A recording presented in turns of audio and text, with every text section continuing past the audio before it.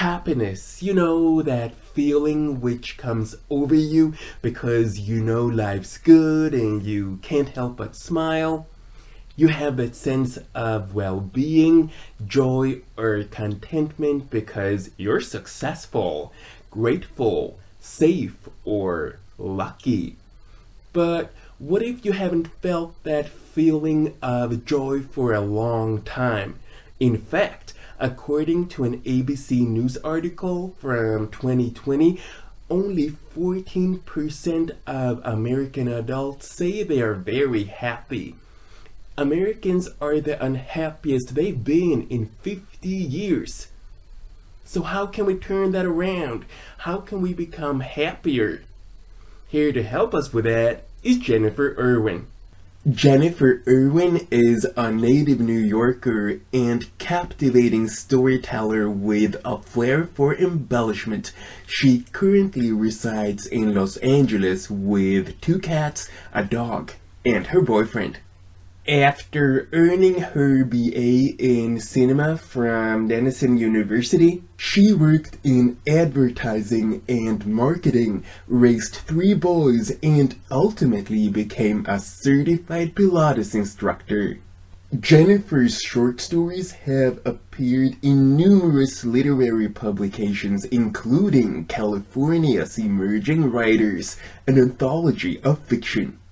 A Dress the Color of the Sky is her first novel. Since its release, A Dress the Color of the Sky has won 7 book awards, received rave reviews on Amazon and Goodreads, and been optioned for a feature film. She is represented by Prentice Literary. So, hi Jennifer, welcome to the show. Thanks for taking your time to talk to me. First, I want to ask you, are you a happy person, and why is it important to you to be happy? I am an innately happy person. I tend to look at the bright side of things, thankfully. I'm super grateful I was born this way, but at the same time, I do have, difficult days. But I believe in the power of positive thinking, working hard, and putting in the effort to have things in your life work out.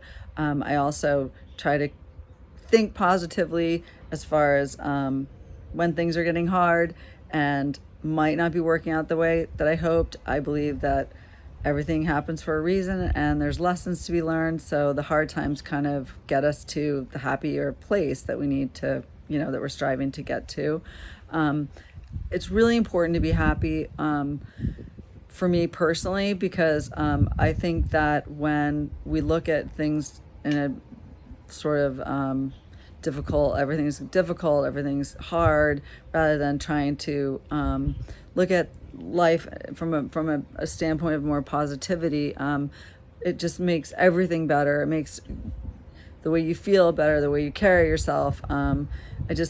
I think that being happy kind of resonates around you and helps you be surrounded by people that also have the same kind of energy. It's really, really important to have that happy factor in your life. In what ways was your childhood happy? Can you give me an example which illustrates whether or not you had a happy childhood? It's interesting that you're asking me about my childhood because A Dress the Color of the Sky, my debut novel, is loosely based on my childhood, which I would say because I'm a genuinely happy person, I don't look at it as a unhappy childhood. I didn't have the easiest childhood, but I'm kind of a survivor, and I definitely am strong. So I was able to take things that happened to me and strengthen myself from them rather than have them break me. I love to use inspiring women like Oprah Winfrey, who had traumatizing childhoods, as an example of, you can either let these things break you or make you. So I'd say, to sum it up, there were a lot of moments in my childhood that were happy. I had an amazing mother who passed away far too young. She was extremely inspiring to me, very loving. I have, wonderful friends growing up, and I had a lot of opportunities because of the area I lived in, and I'm grateful for that. And I think that overall, I would say I had a happy childhood combined with some traumatic experiences, which we all have had. But again, you can't let that break you. You have to let that strengthen you so that you can lead a happier adult life. I can't help but wonder, what are the three most important things for you to be happy? The three things that I need in my life to be happy, the first would be my health. I think that we kind of take it for granted when we're feeling really great, but when you're sick and your health is not in good shape, then it's almost like everything else is terrible in your life. So I'm very, very grateful for my health, and I am a very healthy eater. I also take really good care of my body as far as I exercise, and I try to meditate and take care of the physical and emotional well-being of my health, emotional and physical. At the same time, I believe it's important for us to have strong relationships, whether it be love in the romantic sense, or family relationships, friendships, just good relationships with people that help encourage you and uplift you, and that you can share life with and joy with. And then the third thing that I need to be happy is a fulfilling career. It doesn't necessarily have to be monetarily super, grandiose, but it needs to be something that feeds my soul, something that makes me feel like I'm making a difference in the world in some small way, and just gives me that sense of that I'm contributing in a positive way. Can you describe the happiest day of your life? I don't think I can eloquently describe the happiest day of my life. So many, so many moments run by, my head when I saw that question. I would say probably the most elated I've been in a long time was when I won three categories. My debut novel won in three categories on this one book award. It was the first the first moment that I got validation as a writer against my peers. I can't describe how happy I just felt. So elated. I felt so, it was just the most incredible. I was over the moon. But there are a lot of other moments throughout my life that I've been incredibly happy. And sometimes it's, the simplest moment that can make you just feel so happy, like watching a sunset, or holding hands with someone you care about, or, hugging your child, just laughing around the dinner table. There's so many things that just bring joy to our lives. And I just can't even pinpoint just one thing that makes you really, really happy. But I do remember being super elated when my book won in three categories, and it was the first validation I'd received in this new career that I embarked on as a novelist.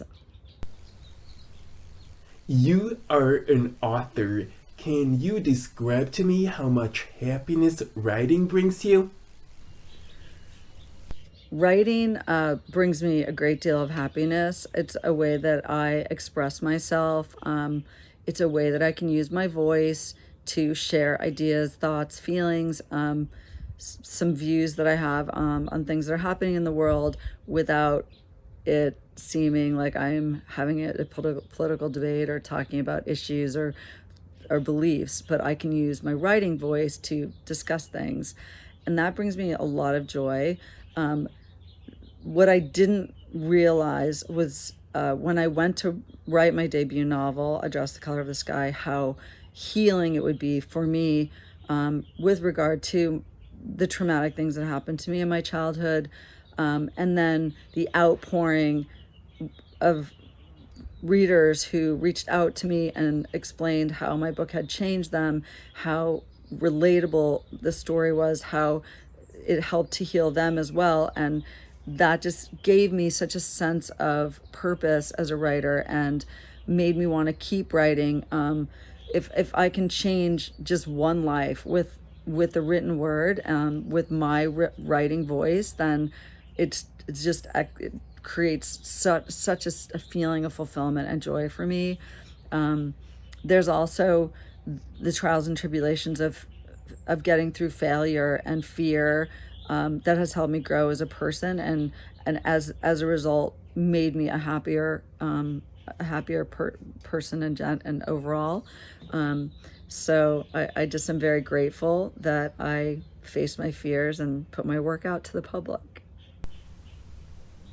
Now Joe Biden is president of the United States, but let's go back in time. Let's go back to 2020 and look at America. I think it's important that we go back in time because the situation we're in started in the past. So let's go back to 2020 and look at America. What do you feel the country needs to become a happier nation? There is a lot of strife and pain in the world right now, and especially with the global pandemic. Many Americans are struggling financially. There's a lot of people losing jobs, losing their homes, losing loved ones. I am grateful I have a job. I'm grateful I have a roof over my head. But to kind of answer your question about what would make our country happier, and what we need to be happier is, I feel like we're a very divided country right now. I'm hoping after the election that we'll reunite as Americans. But I just kind of think we need to accept each other's opinions and be kinder, be more open to hearing what other people think and feel, and not necessarily take sides, because that creates strife, and any kind of strife creates unhappiness. And I don't know how to do that or what the answer is to get that process moving, but I do think once the election's over, our country will be happier and more united. I'm hoping, at least. Finally, the question we've been waiting for. What are tips you can give people who want to live happier lives? My advice to people who want to be happier is to follow your passion and don't be afraid of failure. Just, if you want to paint, if you're a writer, if you have a dream that you want to do, you've always wanted to do something, you need to just do it, and allow yourself to fail if that's what happens, or succeed. But I think it creates a lot of happiness if you're following your dreams. I also think it's really important to surround yourself by positive people, and to have a healthy lifestyle, eat healthy, exercise, get sunshine, breathe, meditate, and to try and reach out to people when you're feeling lonely. Don't struggle by yourself. If you need company, tell people, make a plan. Just, sometimes it's hard when you're depressed or you feel alone, but people are there, and I think that people care more than we all want to believe, and they'll be there for you in your times of struggle. So we all have difficult days, and you're not alone. So, but I do hope that you got, that whoever's listening and would like to lead a happier life, that you can try and find the change that you need to get to feel happier. Thank you so much for that, Jennifer. If you found this interview interesting, please give it a thumbs up and leave a comment in the comment section below.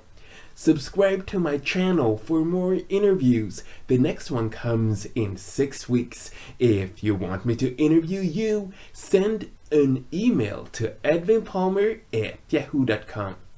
Next week, I'll be back with my first Q&A video. Till then, I only want to say 3 things.